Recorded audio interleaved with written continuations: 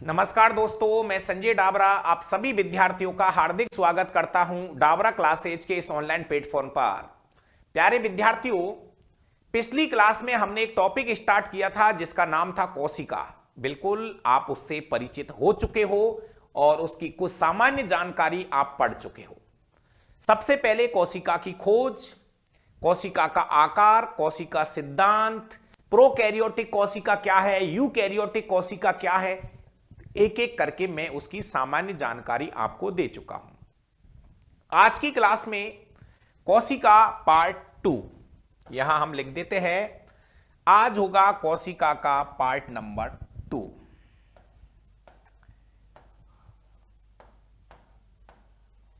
कोशिका part number 2।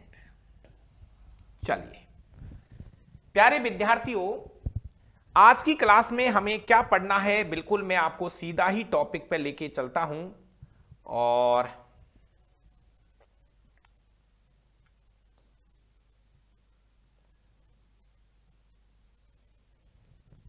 चलिए, बिल्कुल आपका ये पेज नंबर 6 है। आपको इसकी एक पीडीएफ मिलेगी, इसलिए डायरेक्ट आपका पेज नंबर 6 स्क्रीन पे आ चुका है। क्योंकि मैं आपको बता दूं, पिछली क्लास में हम ये पढ़ चुके हैं पेज नंबर 1। ये पीडीएफ आपको मिलेगी page number 2, page number 3, page number 4, page number 5। याद करो, प्रोकैरियोटिक और यूकैरियोटिक कोशिका। और आज हम शुरू कर रहे हैं पेज नंबर 6 पर काम करेंगे। प्यारे विद्यार्थियों, आज की क्लास में सबसे पहले हम पढ़ेंगे पादप कोशिका और जंतु कोशिका में अंतर। पादप कोशिका प्लांट सेल और एक है जंतु कोशिका एनिमल सेल के ऊपर। प्यारे विद्यार्थियों, पादप कोशिका और जंतु कोशिका क्या एक जैसी होती है? क्या अंतर है पादप और जंतु कोशिकाओं में? सबसे पहले हम जो हमारी पादप कोशिका है, प्लांट सेल्स है, एक एक करके मैं यहां पे आपको अंतर शो करूंगा। जैसे ये हम बात कर लेते हैं, एक पादप कोशिका बना लेते हैं। चलो भाई, एक छोटी सी पादप कोशिका मैंने बनाई है और यहां हम बना लेते एक जंतु कोशिका। चलो, सबसे पहला अंतर है प्यारे विद्यार्थियों, पहला अंतर शुरू कर रहा हूं। पादप कोशिका में सबसे बाहर होती है कोशिका भित्ति। अच्छे से सुनो भाई, पादप कोशिका में सबसे बाहर होती है कोशिका भित्ति, सेल वॉल। सेल वॉल पादप कोशिका में सबसे बाहर कोशिका भित्ति होती है। अब वो मैं आपको अलग से लिखाऊंगा कि कोशिका भित्ति सेलुलोज की बनी होती है, अलग से लिखाऊंगा, अभी सुनिए। प्यारे प्यारे विद्यार्थियों, सबसे पहले पादप कोशिका की बात कर रहे हैं। पादप कोशिका में सबसे बाहर कोशिका भित्ति पाई जाती है। यहां पर कोशिका भित्ति अनुपस्थित होती है। जंतु कोशिका में कोशिका भित्ति अनुपस्थित होती है। अंतर नंबर पहला सबसे बड़ा अंतर है। इसी से पता चलता है कि कौन पादप कोशिका है, कौन जंतु कोशिका है। यदि कोशिका भित्ति है मतलब पादप कोशिका है, और नहीं है तो वो जंतु कोशिका में चली जाएगी। इसके बाद दूसरा अंतर, अब ध्यान से सुनना। यहां तो सबसे बाहर क्या है, कोशिका भित्ति है। कोशिका भित्ति के अंदर है, यहां पे दूसरे नंबर पे कोशिका भित्ति के अंदर यहां है कोशिका झिल्ली। कोशिका भित्ति के अंदर यहां रहती है कोशिका झिल्ली पाई जाती है, सेल मेम्ब्रेन्स। कोशिका झिल्ली यहां अंदर है, कोशिका भित्ति के अंदर, कोशिका भित्ति के अंदर है कोशिका झिल्ली। ये बना दो, ये वाला कोशिका भित्ति के अंदर की तरफ ये है कोशिका झिल्ली, अंदर है ये। और यहां सबसे बाहर होती है कोशिका झिल्ली। कोशिका झिल्ली सबसे बाहर होती है। सबसे बाहर होती है, यहां सबसे बाहर की तरफ कोशिका झिल्ली है। देखिए अगला अंतर, एक अगला अंतर है प्यारे विद्यार्थियों, यहां जो केंद्रक होता है ना, पादप कोशिका में जो केंद्रक होता है ये परिधि की ओर होता है। केंद्रक जो होता है ये परिधि की ओर होता है, न्यूक्लियस केंद्रक। प्यारे विद्यार्थियों सुनिए सुनिए, पादप कोशिका में जो केंद्रक होता है ये परिधि की ओर होता है, परिधि की ओर होता है, जबकि जंतु कोशिका में केंद्रक मध्य में पाया जाता है। केंद्रक मध्य में पाया जाता है, केंद्रक मध्य में होता है। यहां पर यहां जो केंद्रक होता है ये परिधि की ओर होता है। समझ में आ रही है बात? पादप कोशिका में जो केंद्रक होता है ये थोड़ा साइड में होता है, परिधि की ओर होता है, जबकि जंतु कोशिका में केंद्रक होता है बीचों बीच में, बीचों बीच में। प्यारे विद्यार्थियों, हाँ भाई बात समझ में आ रही है? भेजा में बैठ रही होगी। ओके, अगला अंतर देखिए।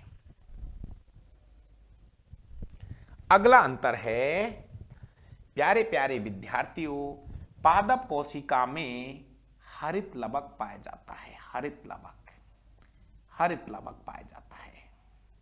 पादप कोशिका में हरित लवक पाया जाता है। स्टार लगा लेना। लवक कहीं कहीं पहले, लवक का एक प्रकार है हरित लवक। प्यारे विद्यार्थियों यहां पर हरित लवक अनुपस्थित होता है।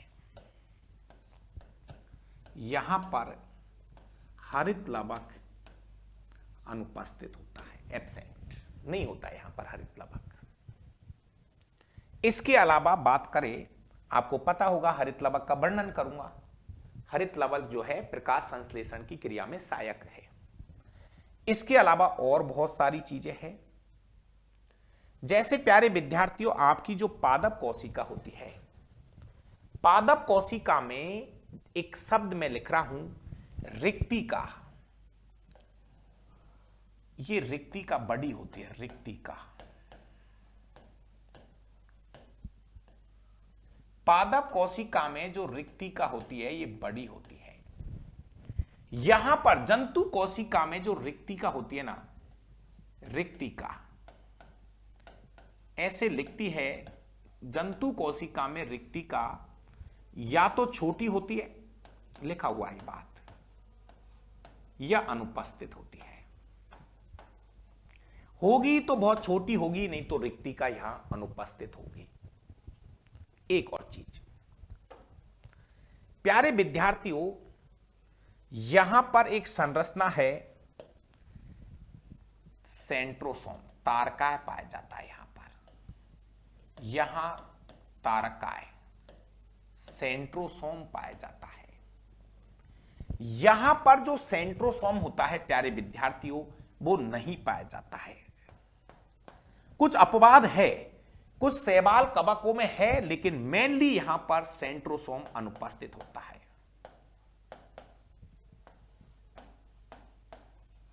अनुपस्थित होता है, सेंट्रोसोम नहीं पाया जाता है यहां पर। अपवाद है, अपवाद है शैवाल और कवक, कुछ शैवाल और कवकों में होता है, कुछ शैवाल और कवक इसके अपवाद है। इसके अलावा प्यारे विद्यार्थियों हम बात करते हैं, जो पादप कोशिका होती है इनमें ये स्वपोषी होती है, अपना भोजन खुद बनाती है, प्रकाश संश्लेषण होता है इनमें, इनमें प्रकाश संश्लेषण की क्रिया होती है और अपना भोजन खुद बनाती है। प्यारे विद्यार्थियों यहां अपवाद है कवक, यहां अपवाद है कवक, फंगस। ये कवक है ना, कवक दोस्तों, इनको हम पादपों में ही काउंट करते हैं, लेकिन ये अपना भोजन खुद नहीं बनाते, भोजन के लिए दूसरों पर निर्भर रहते हैं। तो प्यारे विद्यार्थियों पादप कोशिका जो होती है ये स्वपोषी होती है, अपना भोजन खुद तैयार करती है प्यारे विद्यार्थियों। जबकि जंतु कोशिका ये परपोषी होती है, परपोषी होती है। मतलब भोजन के लिए दूसरों पे निर्भर रहती है। परपोषी का मतलब होता है भोजन के लिए दूसरों पे निर्भर रहती है।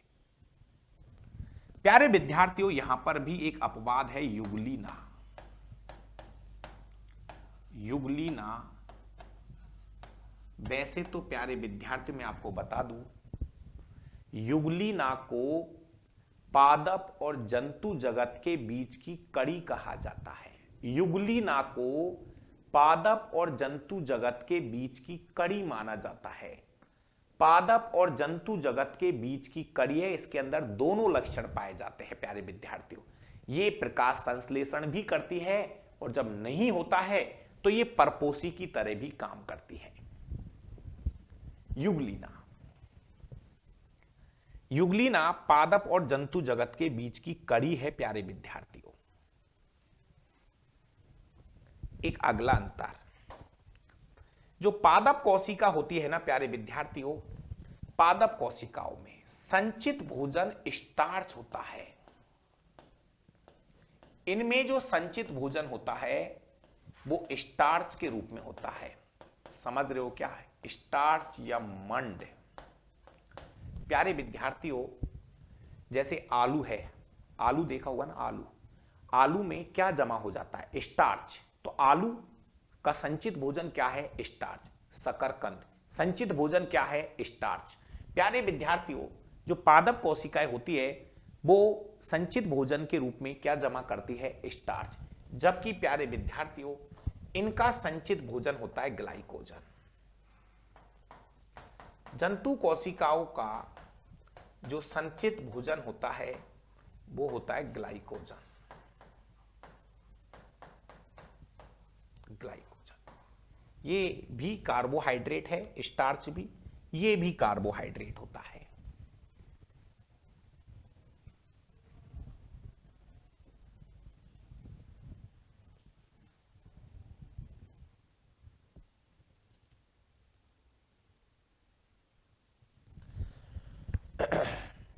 करो भाई, नोट करो, ये याद रहनी चाहिए भाई, ये जो अंतर मैं लिखा रहा हूं ये याद रहने चाहिए।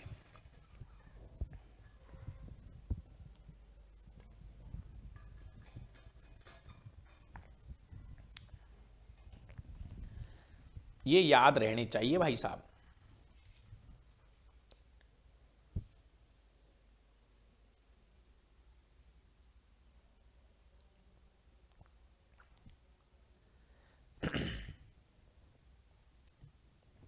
चलिए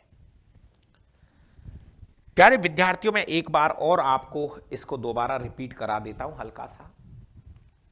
सबसे पहले पादप कोशिका की बात करते हैं, ध्यान से सुनना, आराम आराम से, ठंडे दिमाग के साथ में। पादप कोशिका में नंबर डाल देता हूं। पादप कोशिका में नंबर किससे डाले? नंबर तो इससे डाले। नंबर 1, पादप कोशिका में सबसे बाहर होती है कोशिका भित्ति, जबकि यहां पर कोशिका भित्ति नहीं पाई जाती है। पहला अंतर क्लियर हो गया। यहां कोशिका भित्ति होती है, यहां कोशिका भित्ति होती नहीं है। प्यारे विद्यार्थियों, यहां पर दूसरे नंबर पर होती है कोशिका झिल्ली। कोशिका झिल्ली इसमें भी होती है, कोशिका झिल्ली इसमें भी होती है, लेकिन यहां कोशिका झिल्ली सबसे बाहर होती है, सबसे बाहर होती है कोशिका झिल्ली।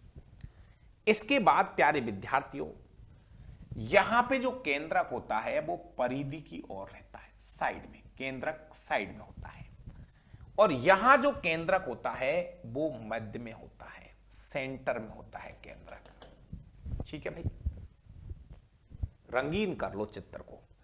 चौथे नंबर पर बड़ी काम की चीज है, यहां रिक्तिका बड़ी होती है, बड़ी होती है रिक्तिका, और यहां जो रिक्तिका होती है वो या तो छोटी होती है या अनुपस्थित होती है। अंतर नंबर 4। मजा बांध दिए गुरुजी, बिल्कुल आना चाहिए मजा, क्या है। यहां पर नंबर 5, पादपों में हरित लवक पाया जाता है, प्लास्टिडिया लवक पाया जाता है। लवक, लवक में भी हरित लवक मुख्यतः। लवक भी वही टॉपिक जो चलता है ना, वो प्लास्टिडिया लवक चलेगा, और लवक का प्रकार है एक हरित लवक। यहां पर हरित लवक नहीं होता है। 5 अंतर हो गए। प्यारे विद्यार्थियों, नंबर 6, यहां पर सेंट्रियोल्स, तारकाय। नंबर 6, यहां तारकाय होता है, लेकिन यहां तारकाय नहीं पाया जाता है। बस कुछ अपवाद है, कुछ शैवाल और कवकों में तारकाय देखा जा सकता है। प्यारे विद्यार्थियों, नंबर 7वां अंतर है कि ये स्वपोषी होते, अपना भोजन खुद बनाते हैं प्रकाश संश्लेषण की क्रिया से, जबकि ये परपोषी होते हैं, भोजन के लिए दूसरों पे निर्भर रहते हैं। नंबर 8, बढ़िया अंतर हो गया। संचित भोजन के रूप में यहां स्टार्च जमा होता है, जबकि यहां संचित भोजन के रूप में ग्लाइकोजन जमा होता है। ये भी कार्बोहाइड्रेट है और ये भी कार्बोहाइड्रेट है। बताओ, अब एकदम कहानी क्लियर कर दी भाई मैंने मेरी तरफ से। और अब हम इसमें भर देते हैं बीच में जीव द्रव्य। यहां इसमें क्या भरा होता है? कोशिका के अंदर होता है कोशिका द्रव, ताकि ये थोड़ा सा और सुंदर हो जाए।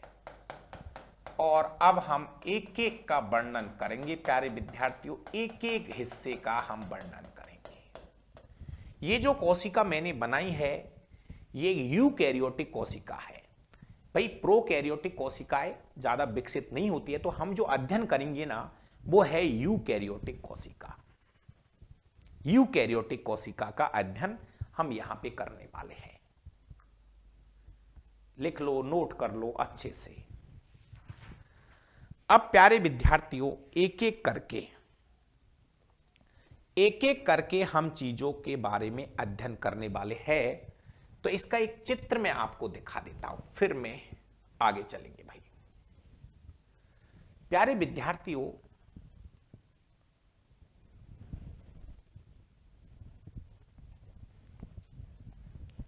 एक चित्र मैंने एनसीईआरटी किताब से लिया है, तो खुल जा भाई। बहुत ही एक शानदार सा चित्र है।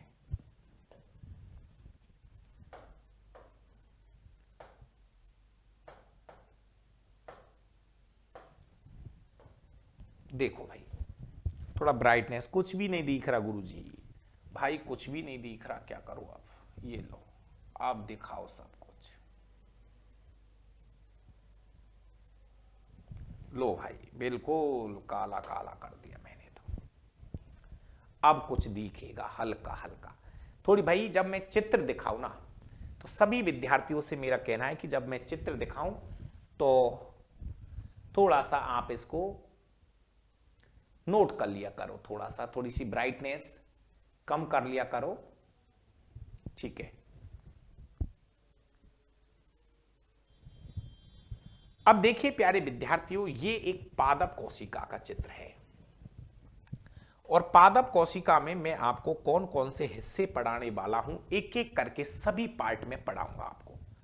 सबसे पहले आपको मैंने बताया था कि पादप कोशिका में सबसे बाहर होती है कोशिका भित्ति। नंबर 1, सबसे बाहर पादप कोशिका में सबसे बाहर क्या होती है? कोशिका भित्ति पाई जाती है, ठीक है। कोशिका भित्ति के बाद बिल्कुल दूसरे नंबर पे यहां कोशिका झिल्ली होती है, बिल्कुल सेकंड नंबर पे यहां होती है कोशिका झिल्ली। फिर उसके बाद हम तीसरे नंबर पर एक एक करके सभी भागों को पढ़ने वाले हैं। ये रहा केंद्रक, फिर केंद्रक भी पढ़ेंगे। केंद्रक के अंदर होती है केंद्रिका भी पढ़ेंगे। उसके बाद में प्यारे विद्यार्थियों, अंतःप्रदपी जालिका, यहां देखो, ये इस हिस्से में 2 प्रकार की अंतःप्रदपी जालिका है। एक तो खुरदरी अंतःप्रदपी जालिका, एक होती है चिकनी अंत। बताऊंगा, एक एक पढ़ाऊंगा, पहले एक बार देख तो लो कि कौन सी चीज कहां है। यहां केंद्रक से जुड़ी हुई होती है अंतःप्रदपी जालिका। इसके अलावा प्यारे विद्यार्थियों, यहां पर ये देखो, ये जो संरचना आपको एक जैसी दिख रही है, 1 2 3, मतलब ये है सूत्रकणिका जिसको हम बोलते हैं माइटोकॉन्ड्रिया। माइटोकॉन्ड्रिया के बारे में भी हम अध्ययन करेंगे। पादप कोशिका है। फिर प्यारे विद्यार्थियों लवक, हरित लवक के बारे में बिल्कुल पढ़ेंगे। कोशिका में भरा होता है कोशिका द्रव्य के बारे में पढ़ेंगे प्यारे विद्यार्थियों। मेन जो चीज है, अच्छी अच्छी चीज। और इसके अलावा लेन का है, इसके बारे में भी पढ़ लेंगे। ठीक है, एक एक रसधानी मतलब जो रिक्तिका है, रिक्तिका इसके बारे में भी हम पढ़ेंगे। रिक्तिका रसधानी होती है, रिक्तिका के भी बहुत सारे प्रकार है प्यारे विद्यार्थियों। तो ये सब कुछ हम एक एक करके पादप कोशिका में पढ़ने वाले हैं। इसके अलावा भैया थोड़ी सी क्वालिटी बढ़ा लो यार, थोड़ी सी क्वालिटी बढ़ा लीजिए, बिल्कुल आपसे मैं कहना चाहूंगा। और ऐसे ही हम पढ़ेंगे जंतु कोशिका के एक एक भाग के बारे में। एक एक भाग के बारे में हम पढ़ने वाले, हर एक पार्ट के ऊपर हम बात करेंगे। ये जंतु कोशिका है दोस्तों, जिसमें हमको सब कुछ पढ़ना है। जंतु कोशिका में सबसे बाहर केंद्रक झिल्ली रहेगी। केंद्रक झिल्ली रहेगी सबसे बाहर। नहीं लिखा क्या नाम, कोई बात नहीं। सबसे बाहर हम केंद्रक झिल्ली है, सॉरी सबसे बाहर है कोशिका झिल्ली। सेल मेम्ब्रेन्स, सबसे बाहर हम पढ़ेंगे कोशिका झिल्ली के बारे में। प्यारे विद्यार्थियों यहां पर भी देखो लगभग सभी चीजें यहां मिलेंगी आपको। तारकाय हम यहां पढ़ेंगे, तारकाय, ये जीव द्रव्य झिल्ली बोल दो, कोशिका झिल्ली बोल दो या जीव द्रव्य झिल्ली बोल दीजिए। राइबोसोम हम यहां पढ़ेंगे, माइटोकॉन्ड्रिया हम यहां पढ़ेंगे, अंतःप्रदपी जालिका हम यहां पढ़ेंगे, कोशिका द्रव्य के बारे में हम पढ़ेंगे, केंद्रक के बारे में पढ़ेंगे। केंद्रक और केंद्रिका, ये केंद्रक है और केंद्रक के अंदर होती है केंद्रिका। केंद्रक के अंदर केंद्रिक, केंद्रिक, केंद्रिका, ये अंतःप्रदपी जालिका हो गई। केंद्रक का आवरण हम यहां पढ़ने वाले। एक एक गोल्जिका है, गोल्जिका है, ये रही गोल्जिका है, यहां गोल्जिका है। प्यारे विद्यार्थियों सूक्ष्मांकुर, इनको भी हम देखेंगे। मतलब कहने का मतलब कोशिका के अंदर जितने भी भाग है हम एक एक का अध्ययन करने वाले हैं। अब क्या क्या पढ़ना है, सबसे पहले शुरू कहां से करें यह बता दीजिए। एक एक का वर्णन हम यहां करेंगे। तो प्यारे विद्यार्थियों मैं आपको बता दूं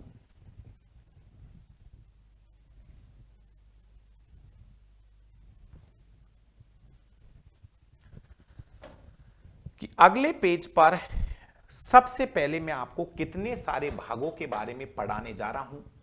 नंबर 1 देखो, एक एक भाग का हम अध्ययन यहां करेंगे। सबसे पहले मैं आपको कोशिका भित्ति के बारे में पढ़ाऊंगा। जो अच्छे अच्छे जो भाग है ना, इनका एक एक का वर्णन करेंगे। कोशिका भित्ति, उसके बाद कोशिका झिल्ली के ऊपर कितने क्वेश्चन बन सकते हैं, एक एक का वर्णन करेंगे। तीसरे नंबर पर एक शब्द है जिसको हम पढ़ेंगे, वो होगा जीव द्रव्य। उसके बाद में कोशिका द्रव्य, अलग शब्द है भाई, बिल्कुल अध्ययन कराऊंगा अच्छे से। फिर हम पढ़ेंगे केंद्रक द्रव्य। ऐसी ऐसी चीज मैं आपको बता रहा हूं जो आज शायद पहली बार सुन रहे होंगे। नंबर 6 पर प्यारे विद्यार्थियों, नंबर 6 पर हम पढ़ने जा रहे हैं माइटोकॉन्ड्रिया को। भैया कोशिका में तो होने को तो बहुत सारी चीजें हैं, लेकिन बिल्कुल एक एक का वर्णन करा रहा हूं मैं। नंबर 7 पर हम पढ़ेंगे प्लास्टिड या लवक के बारे में। प्लास्टिड या लवक के बारे में पढ़ेंगे। इसके बाद पूरा केंद्रक हम यहां पढ़ने वाले हैं।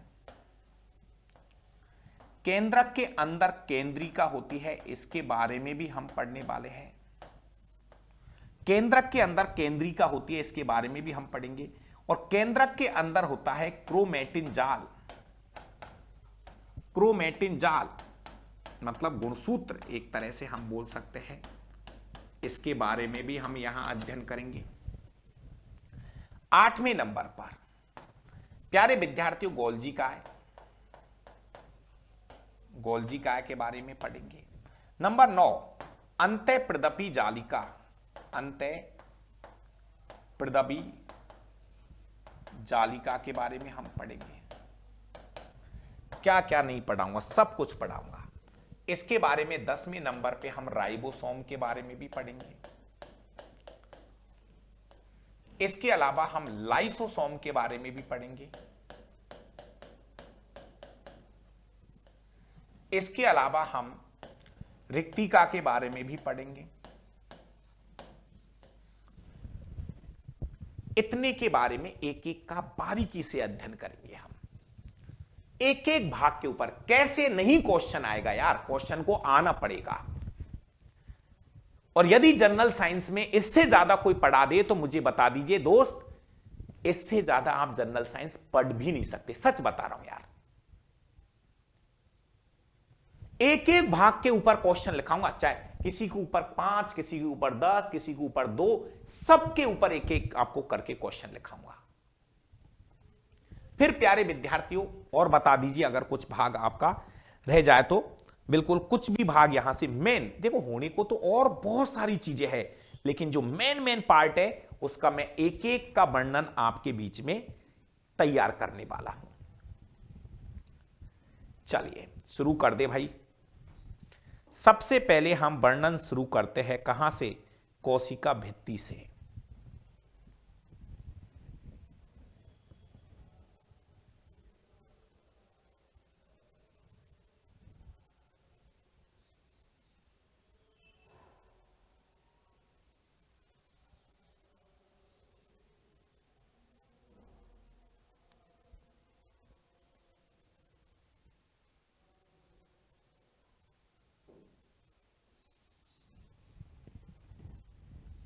चलिए, और कुछ है तो अपन यहां पे ऐड कर लेंगे, कोई दिक्कत वाली बात नहीं है। अगर कोई पार्ट बाकी की जो मेन जो पार्ट थे वो मैंने सभी यहां नोट कर लिए। तो सबसे पहले मैं आपको वापस से लेके चल रहा हूं कोशिका भित्ति के क्वेश्चनों के ऊपर। नंबर 1, सबसे पहले हम वर्णन कर रहे हैं कोशिका भित्ति का। एक एक भाग का वर्णन कर देता हूं। कोशिका भित्ति, सेल वॉल, कैसे कैसे क्वेश्चंस यहां से पूछे जा सकते हैं वो हम वर्णन में देखते हैं। नंबर 1, कोशिका भित्ति। प्यारे विद्यार्थियों, पहला पॉइंट, केवल पादप कोशिकाओं में मिलती है। अब थोड़ा सा क्वेश्चन नोट करो, केवल पादप कोशिकाओं में पाई जाती है, केवल पादप कोशिकाओं में पाई जाती है। ये मैंने आपको अंतर में भी लिखा दिया है। कोशिका भित्ति पादप कोशिका में सबसे बाहर होती है, पादप कोशिका में सबसे बाहर, पादप कोशिका में सबसे बाहर की तरफ बाहर होती है। राइट भाई, जंतु कोशिका में तो कोशिका भित्ति होती नहीं है, जंतु कोशिका में तो कोशिका भित्ति होती नहीं है प्यारे विद्यार्थियों। और ये कोशिका भित्ति सेल्यूलोज की बनी होती है, सेल्यूलोज, या हम कोष्टक में लिख सकते हैं कार्बोहाइड्रेट, कार्बोहाइड्रेट की बनी होती है। मेनली जो कोशिका भित्ति होती है वो सेल्यूलोज की बनी होती है प्यारे विद्यार्थियों। कोशिका भित्ति मुख्यतः किसकी बनी होती है, सेल्यूलोज की बनी होती है। लेकिन प्यारे विद्यार्थियों, जो कवक होते हैं, कवक, फंगस, अपवाद है। कवकों की कोशिका भित्ति काइटिन की बनी होती है, यह भी एक कार्बोहाइड्रेट ही है, काइटिन की बनी होती है, काइटिन की बनी होती है। यह भी तो एक कार्बोहाइड्रेट ही होता है, काइटिन भी एक कार्बोहाइड्रेट होता है दोस्तों। प्यारे विद्यार्थियों, कोशिका भित्ति जो है वो मेनली सेलुलोज की बनी होती है। और सेलुलोज क्या है? एक कार्बोहाइड्रेट है। कैसा कार्बोहाइड्रेट? पॉलीसैकेराइड का उदाहरण होता है पॉलीसैकेराइड, मोनोसैकेराइड नहीं, डाइसैकेराइड नहीं, पॉलीसैकेराइड का उदाहरण है आपका कौन? सेलुलोज। कवक जो होता है, फंगस, इनकी कोशिका भित्ति किसकी बनी होती है? काइटिन की बनी होती है। ये भी कार्बोहाइड्रेट ही होते हैं प्यारे विद्यार्थियों। आपको एक छोटी सी चीज मैं बता दूं प्यारे विद्यार्थियों, कोशिका भित्ति जो है ये एक निर्जीव भाग होता है, मृत भाग होता है, एक तरह से मृत भाग होता है, मृत भाग होता है, निर्जीव। और आप याद करो, कोशिका की खोज भी यहीं से शुरू हुई थी। याद करो, उस पहली क्लास का पहले क्वेश्चन में ही मैंने आपको बताया था कि रॉबर्ट हुक ने कोशिका की खोज की थी। रॉबर्ट हुक ने कोशिका की खोज की थी प्यारे विद्यार्थियों कॉर्क में, सबसे पहले कॉर्क कोशिका के अंदर। तो प्यारे विद्यार्थियों वो कॉर्क क्या थी? वो एक कोशिका भित्ति थी। मतलब हम ये कह सकते हैं कि कोशिका की खोज जो रॉबर्ट हुक ने की थी वो सबसे पहले किसमें की थी? कोशिका भित्ति से ही कोशिका की खोज की थी। उसने क्या किया? कॉर्क की कोशिका ली। कॉर्क क्या है? यही कोशिका भित्ति थी। वो कॉर्क की कोशिका ली, उसे सूक्ष्मदर्शी से देखा, वहीं से प्यारे विद्यार्थियों कोशिका आ गई हमारे सामने। तो बड़ा इंपॉर्टेंट चीज है होने को तो ये। चलो अगला, आगे हम बात करें प्यारे विद्यार्थियों, कोशिका भित्ति का काम क्या है? प्यारे विद्यार्थियों, कोशिका भित्ति का जो मेन काम है वो है पादप कोशिका को निश्चित आकार व आकृति प्रदान करना। भाई जंतु कोशिका में तो होती नहीं है। पादप कोशिका को निश्चित आकार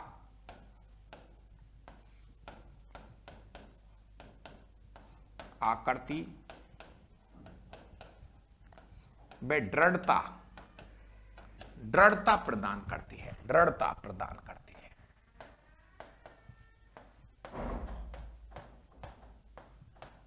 लिखो भाई इस बात को, दृढ़ता प्रदान करती है।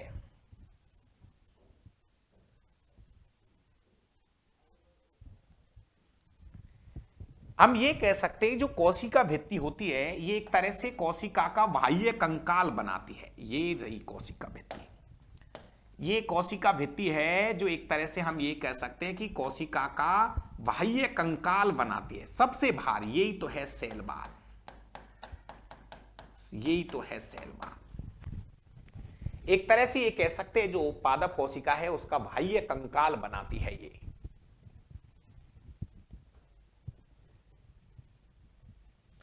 प्यारे विद्यार्थियों, एक चीज है कि जो कोशिका भित्ति जो होती है ना, ये जीव द्रव्य का एक स्त्रावी पदार्थ होता है। कोशिका भित्ति जो है एक मृत भाग होता है। और ये लिख दूं, कोशिका भित्ति ये जीव द्रव्य, अभी हम बात करेंगे, जो कहने का मतलब कोशिका में जो द्रव होता है ना, पूरे द्रव को बोलते हैं जीव द्रव्य। कोशिका के अंदर जो द्रव होता है उसको बोलते हैं जीव द्रव्य। तो ये जो कोशिका भित्ति होती है जीव द्रव्य का एक स्त्रावी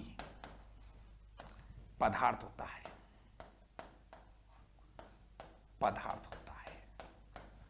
ये है कोशिका भित्ति के बारे में। बस इससे ज्यादा आपको कुछ नहीं पढ़ना है।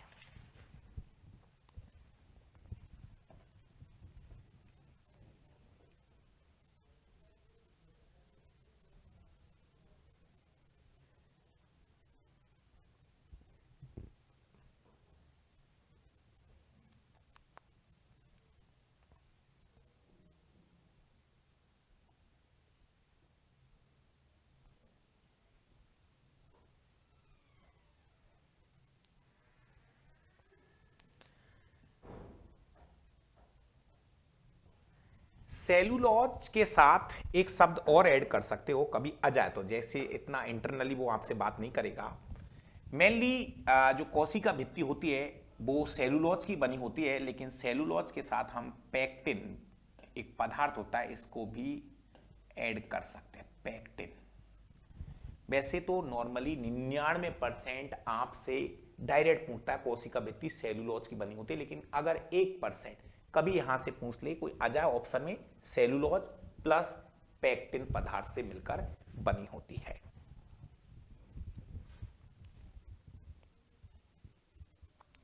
प्यारे विद्यार्थियों, आपको पता होगा कोशिका भित्ति मतलब पादपों की जो छाल होती है, बाहर का जो आवरण होता है पादपों की छाल, वो है कोशिका भित्ति।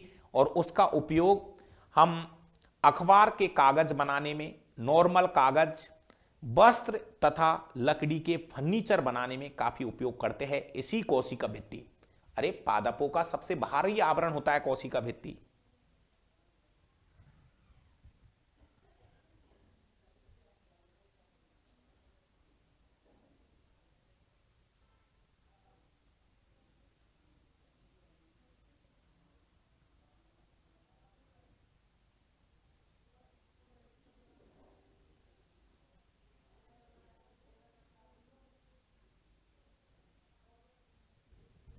चलिए, कोशिका भित्ति के बाद अब हम बात करेंगे दूसरे नंबर पे कोशिका झिल्ली के बारे में। लगे से हाथ हम दूसरे नंबर का पार्ट पढ़ रहे हैं, सेल मेम्ब्रेन्स, कोशिका झिल्ली। कोशिका झिल्ली या हम इसको प्लाज्मा झिल्ली भी बोल देते हैं। सेल मेम्ब्रेन्स, सेल मेम्ब्रेन्स, कोशिका झिल्ली। प्यारे विद्यार्थियों, जो अपनी जंतु कोशिका होती है उसका सबसे बाहरी आवरण, जंतु कोशिका में सबसे बाहर, जंतु कोशिका में सबसे बाहरी ओर पाई जाती है। सबसे बाहरी आवरण ऐसे लिख देते हैं। सबसे बाहरी आवरण कोशिका झिल्ली से बना होता है। कोशिका झिल्ली से बना होता है। कोशिका झिल्ली से बना होता है। दूसरी चीज, ये एक सजीव भाग होता है। आपको पता होगा जो कोशिका भित्ति थी वो मृत भाग था, ये सजीव भाग होता है। ऐसे करे से जीवित भाग है, ये कोशिका का जीवित पार्ट है। प्यारे विद्यार्थियों, कोशिका झिल्ली, कोशिका जो झिल्ली है प्यारे विद्यार्थियों, ये बनी किसकी होती है?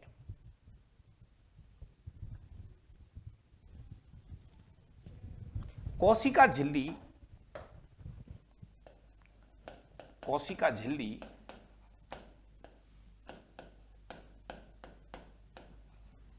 फास्फोलिपिड्स की बनी होती है। फास्फोलिपिड्स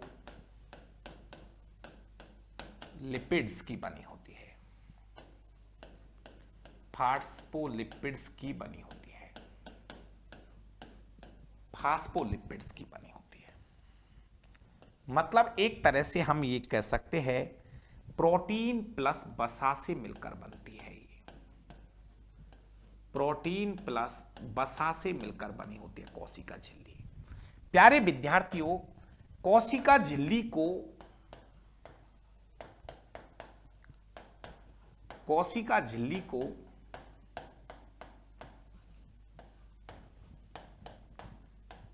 अर्धपारगम्य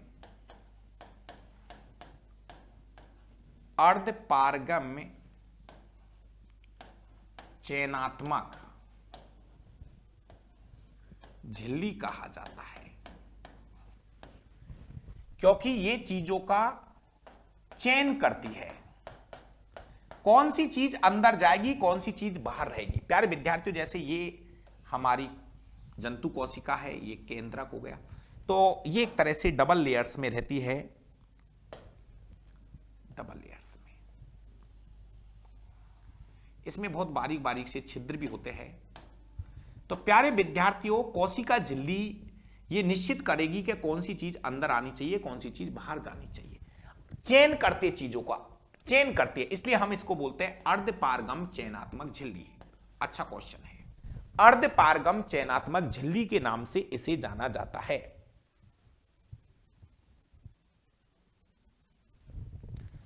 करो भाई, इसको नोट करो अच्छे से। अच्छा है, अच्छा पार्ट है बिल्कुल।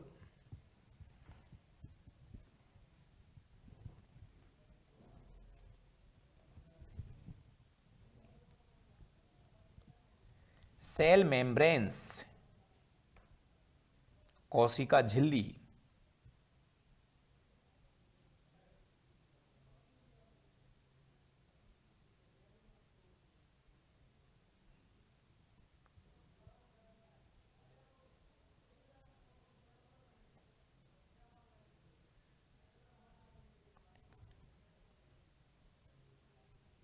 प्यारे विद्यार्थियों, एक वैज्ञानिक का नाम है क्रेमर और नगेली।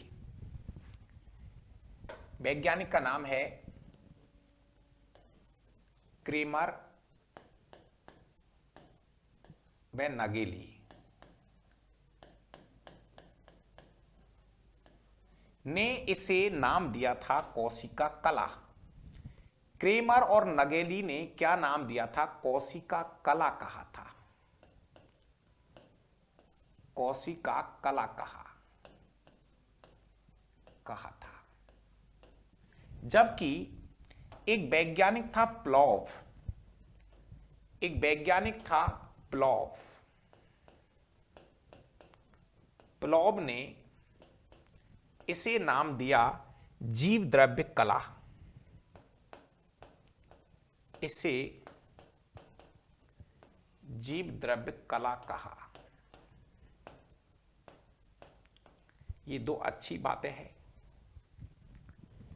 क्रेमर और नगेली ने इसे कोशिका कला नाम दिया, जबकि प्लॉब नामक वैज्ञानिक ने इसे जीव द्रव्य कला कहा था। प्यारे विद्यार्थियों,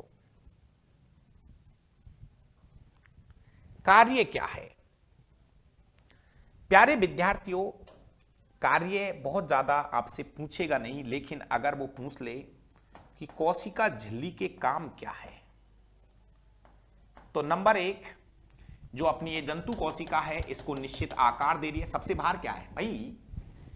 अगर आप समझो पूरी तरह से कोशिका, अपनी जो जंतु कोशिका होती है उसके सबसे बाहर क्या है? कोशिका झिल्ली। सबसे बाहर क्या है? कोशिका झिल्ली, सेल मेम्ब्रेन्स। जंतु कोशिका में सबसे बाहर क्या है? कोशिका झिल्ली है। तो एक तरह से हम कह सकते हैं कि जंतु कोशिका को निश्चित आकार व आकृति प्रदान करती है। निश्चित आकार व आकृति प्रदान करती है। साथ में प्यारे विद्यार्थियों, जो हमारे कोशिका में जो कोशिकांग पाए जाते हैं, कोशिकांगों को बांधे रखती है एक तरह से। अरे भाई, कोशिका के अंदर तो बहुत सारी चीज है, जैसे तारका हो गया, राइबोसोम, लाइसोसोम, माइटोकॉन्ड्रिया, अंतःप्रदपी जालिका। तो इन सभी को एक तरह से एक निश्चित उसमें बांधे रखने का काम भी कौन करेगी? आपकी कोशिका झिल्ली करेगी। करो भाई नोट इसको।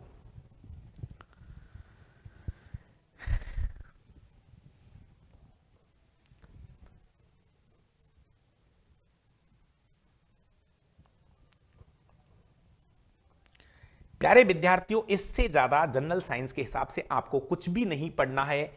कोशिकांगों की सुरक्षा करती है, इसको अर्धपारगम चयनात्मक झिल्ली कहा जाता है। यह बात मैंने आपको बता दिया है। चलिए एक चीज और, प्यारे विद्यार्थियों, कोशिका झिल्ली के लिए एक मॉडल दिया था, तरल मोज़ेक मॉडल।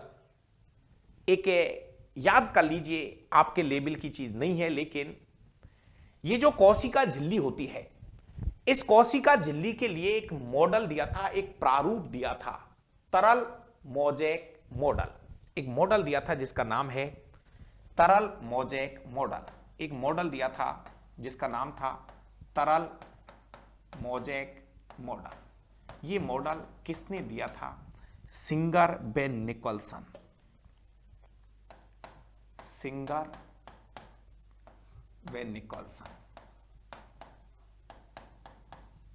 मतलब मेरी बात को समझिए, ये जो कोशिका झिल्ली झिल्ली हम कर रहे हैं ना, तो इस कोशिका झिल्ली के अंदर पूरी एक संरचना कैसी होती है, कोशिका झिल्ली क्या क्या इसमें होता है, कैसे चीजें अंदर जाती है, कैसे चीजें बाहर जाती है, मतलब एक तरह से इसका पूरा मॉडल तैयार किया था।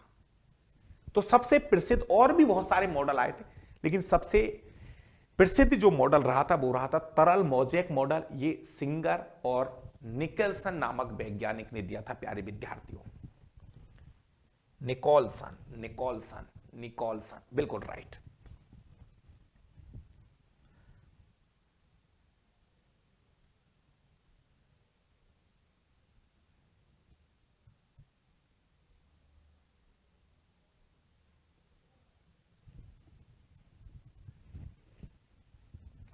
प्यारे विद्यार्थियों, ये चीजें आपको पढ़नी है कोशिका झिल्ली से रिलेटेड है। बहुत बिल्कुल ये मान के चलो, आपको इतनी सारी शब्दावली जल्दी से कहीं मिलेगी नहीं, ये पक्की बात है। इसका एक मॉडल और था जो वैसे रहने दीजिए, आपको याद नहीं रखना, लेकिन फिर भी सैंडविच मॉडल। सैंडविच वैज्ञानिक था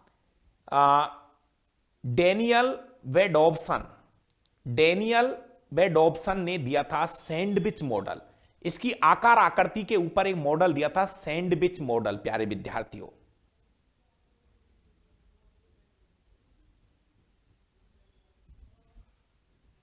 चलिए, सैंडविच मॉडल, डेनियल और डॉबसन। चलो अब पेज भर गया, छोड़िए। तो प्यारे विद्यार्थियों, कोशिका झिल्ली से रिलेटेड क्या क्या चीजें आप सीख गए हो तो बता दीजिए। सबसे पहली चीज, जंतु कोशिका में सबसे बाहर होती है कोशिका झिल्ली, जिसको हम प्लाज्मा झिल्ली भी बोलते हैं। प्यारे विद्यार्थियों, इसको कोशिका कला कहने वाला जो वैज्ञानिक था वो था क्रेमर, और नगेली और प्लॉब नामक वैज्ञानिक ने इसको बोल रखा है जीव द्रव्य कला। प्यारे विद्यार्थियों, एक कोशिका का एक जीवित भाग है, और कोशिका झिल्ली फास्फोलिपिड्स, मतलब कहे तो प्रोटीन और वसा से मिलकर बनी होती है। प्यारे विद्यार्थियों, कोशिका झिल्ली को हम अर्धपारगम चयनात्मक झिल्ली कहते हैं। प्यारे विद्यार्थियों, बहुत कौन सी चीज अंदर जाएगी, कौन सी चीज बाहर आएगी, उस चीज का चयन करती है, इसलिए हम इसको बोलते हैं अर्धपारगम चयनात्मक झिल्ली। चीजों को छान छान के अंदर भेजती है, छान छान के अंदर भेजती है। प्यारे विद्यार्थियों, कोशिका झिल्ली कोशिका को निश्चित आकार और आकृति प्रदान करती है। इसके साथ कोशिका के अंदर बहुत सारे कोशिकांग होते हैं, उनको बांधे रखती है, उनको इकट्ठा रखती है, मतलब एक सर्किल के अंदर बांधे रखने का काम करती है। प्यारे विद्यार्थियों, कोशिका झिल्ली के ऊपर एक मॉडल आया था, तरल मोज़ेक मॉडल, जो कि सिंगर और निकोलसन नामक वैज्ञानिक ने दिया था। एक मॉडल और मैंने बताया, भूल गए क्या? Sandwich model. कौन सा? सैंडविच मॉडल, वो दिया था डेनियल और डॉबसन ने। चलो, ये थी कोशिका झिल्ली के बारे में। अब एक लास्ट चीज हम और यहां पर कंप्लीट कर लेते हैं, वो है बहुत ही अच्छा टॉपिक है, जीव द्रव्य। अच्छा पार्ट है जीव द्रव्य, भैया इंपॉर्टेंट नाम है जीव द्रव्य। जीव द्रव्य को हम बोलेंगे प्रोटोप्लाज्म। प्रोटोप्लाज्म,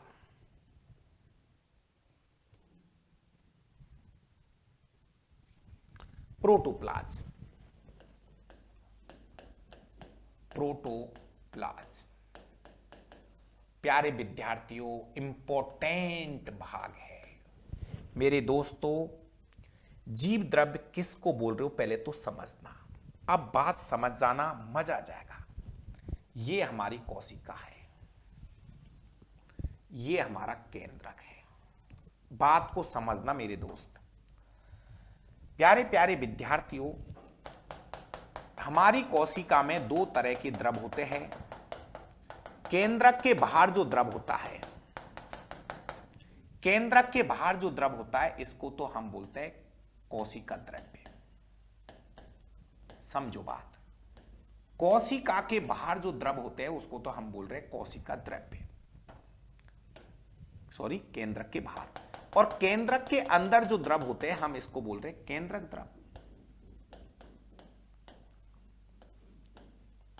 केंद्रक द्रव्य। प्यारे विद्यार्थियों, ये केंद्रक है, अंदर मैंने क्या बनाया है, ये केंद्रक, ये तो केंद्रक बना दिया, और ये सबसे बाहर क्या हो गया, कोशिका झिल्ली। कोशिका झिल्ली है, समझने इस पॉइंट को भाई, कोशिका झिल्ली है।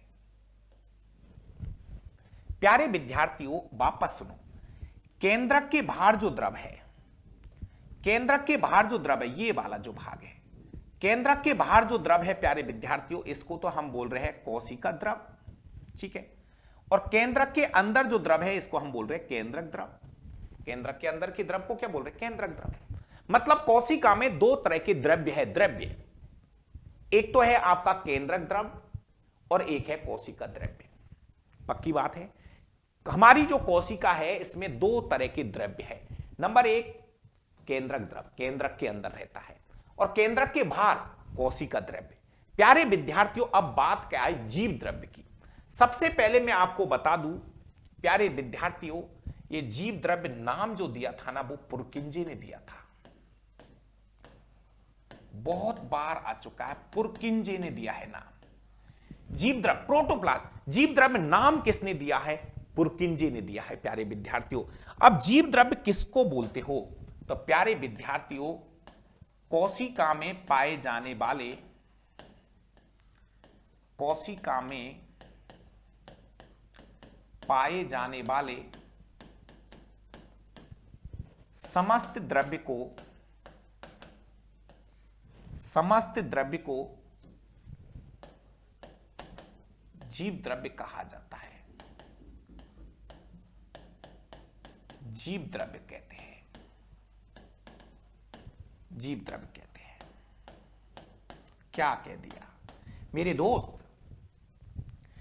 कोशिका के अंदर जो दोनों द्रवों को मिलाकर, मतलब कह सकते हैं कोशिका के अंदर जो द्रव्य पाया जाता है इसको एक साथ मिला के हम क्या बोलते हैं, जीव द्रव्य। कोशिका में पाए जाने वाले समस्त द्रव्य को हम क्या बोलते हैं, जीव द्रव्य। कोशिका में पाए जाने वाले समस्त द्रव्य को हम क्या बोलते हैं, जीव द्रव्य। कोशिका में जो पूरा द्रव्य है इसको एक साथ मिला के हम क्या बोल रहे हैं, जीव द्रव्य। ऐसे कह सकते हैं इसको, ऐसे लिख सकते हो आप, जीव द्रव्य बराबर कोशिका द्रव्य प्लस केंद्रक द्रव्य, कोशिका द्रव्य प्लस केंद्रक द्रव्य, केंद्रक द्रव्य। मतलब मेरे दोस्त इन दोनों द्रवों को एक साथ मिला के हम जीव द्रव्य बोलते हैं। कोशिका द्रव और केंद्रक द्रव को एक साथ मिला के हम क्या बोलते हैं, जीव द्रव्य बोलते हैं प्यारे विद्यार्थियों, जीव द्रव्य बोलते हैं।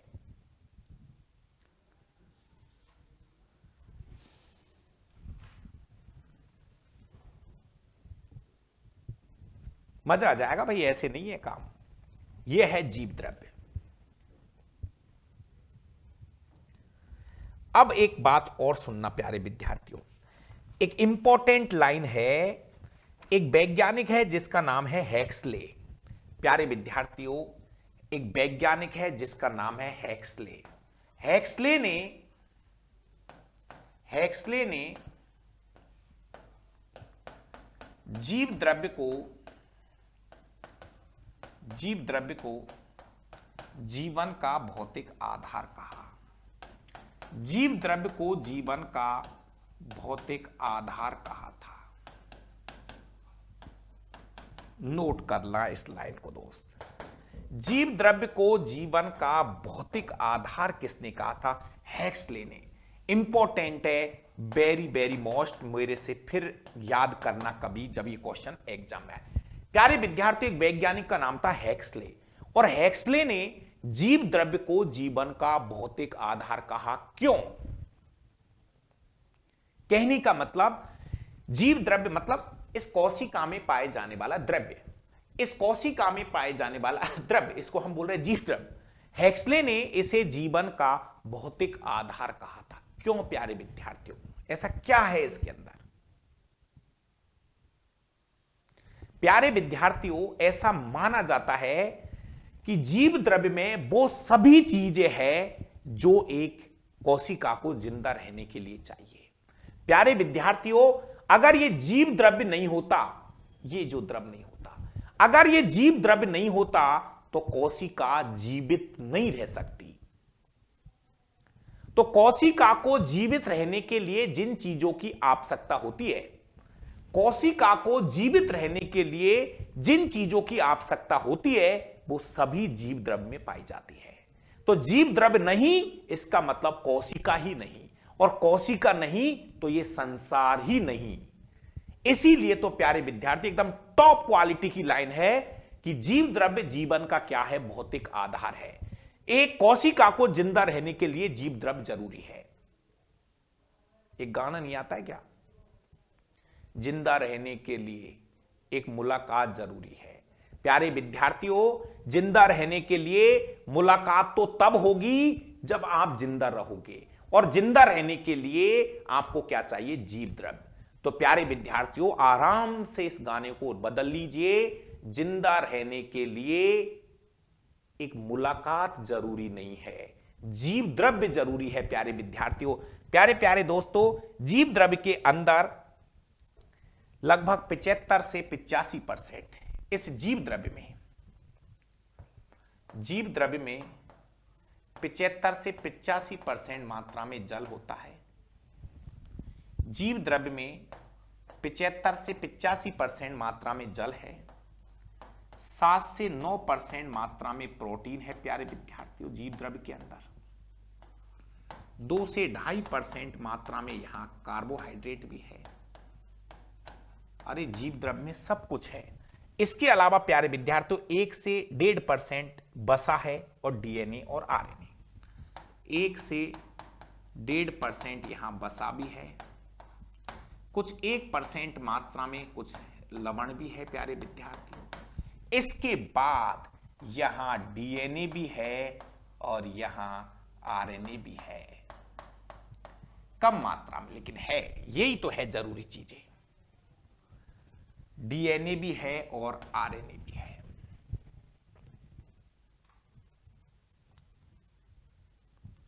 आरएनए ज्यादा होता है, 0.7%। प्यारे विद्यार्थियों, जो जलीय पादप होते हैं उनके जीव द्रव्य में लगभग 95% जल रहता है, जलीय पादपों में। जबकि बीजों की कोशिकाओं में 10 से 15% तक जल रहता है, जीवों की कोशिकाओं में।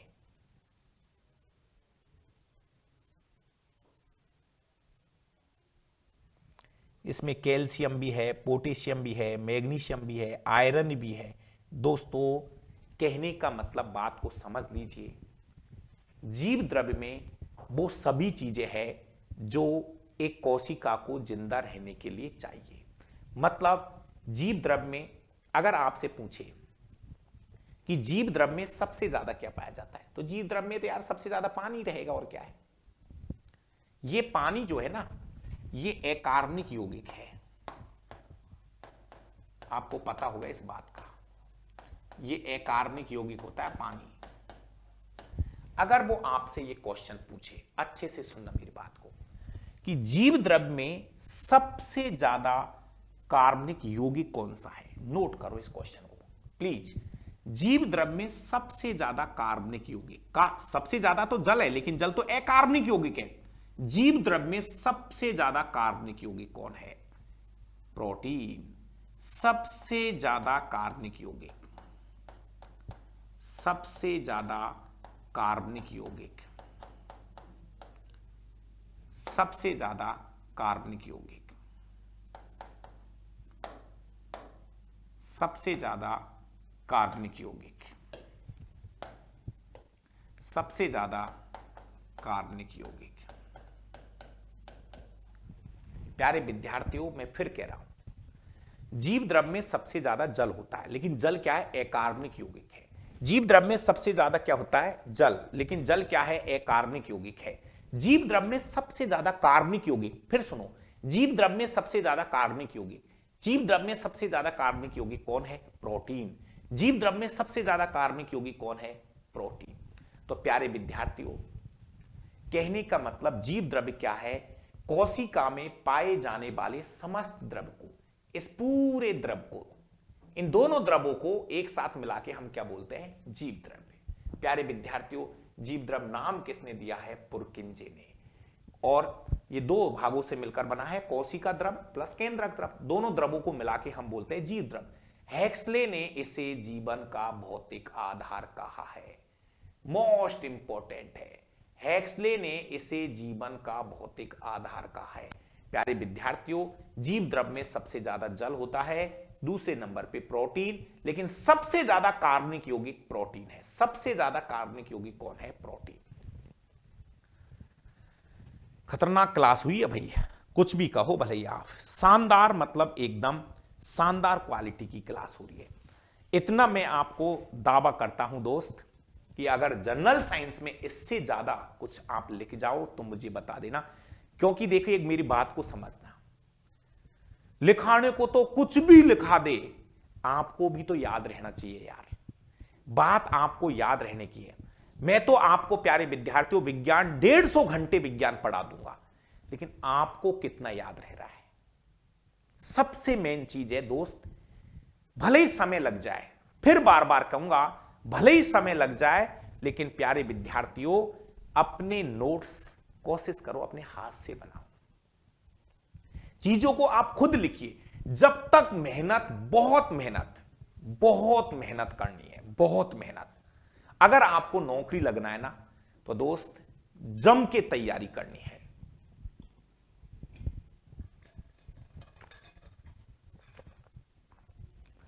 तो बहुत बढ़िया दोस्तों, अगली क्लास में जो भी चीजें हैं कोशिका से जुड़ी हुई, सबको एक एक करके खींचेंगे।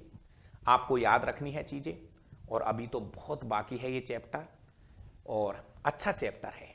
यहीं से कहानी शुरू होती है। तो कोशिका मिलकर ऊतक पढ़ेंगे, पादप ऊतक, जंतु ऊतक अगली क्लास में आ रहे हैं। पादप ऊतक और जंतु ऊतक। कुछ विद्यार्थी कह रहे सर वनस्पति विज्ञान। अरे मेरे भाई, अब वनस्पति विज्ञान शुरू हो गई। एक तरफ पादप कोशिका भी चल रही है, एक तरफ जंतु कोशिका भी चल रही है। एक तरफ पादप ऊतक भी चलेंगे, एक तरफ जंतु ऊतक भी चलेंगे। तो चल रही है यहां से, कोई टेंशन मत करिए, सब हो जाएगा। आराम से मजे से आपको पढ़ते रहना है। थैंक यू प्यारे विद्यार्थियों, अगले क्लास में फिर मिलेंगे, जो भी हिस्सा आपका रह गया। Thank you.